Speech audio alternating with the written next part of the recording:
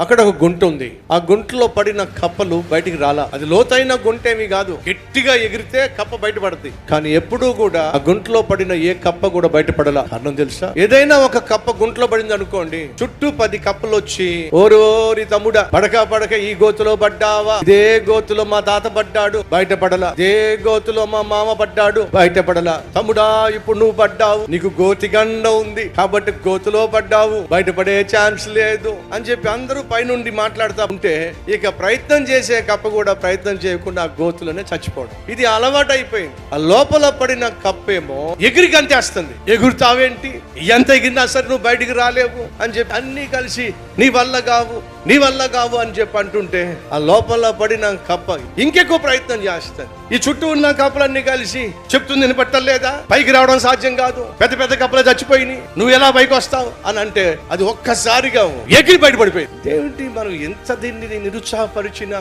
ఇంత మనం దీన్ని బయటికి రాకుండా చేసినా, ఇది ఎలా బయటకు వచ్చింది అని చెప్పి వాళ్ళకి అర్థం కాల. తెరా చూస్తే అది చెవిటి కప్ప. చెవిటి కప్పకి వాళ్ళనే మాటలేం వినపట్టల్లా. కానీ ఏం చూస్తుంది తెలుసా?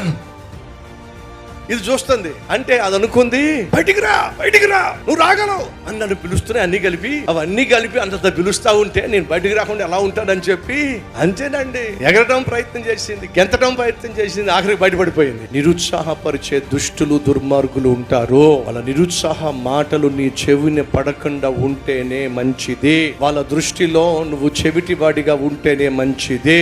అప్పుడే నీ ప్రయత్నం నువ్వు చేయగలవు, నీ పోరాటంలో నువ్వు గెలవగలవు. నీ జీవితంలో ముందుకు సాగాలి, అనుకున్నది సాధించాలి అంటే చెత్త చెదరం వాగేటటువంటి వాళ్ళ వాగుల్లో నీ చెవిన పడ్డానికి వీలు లేనే లేదు.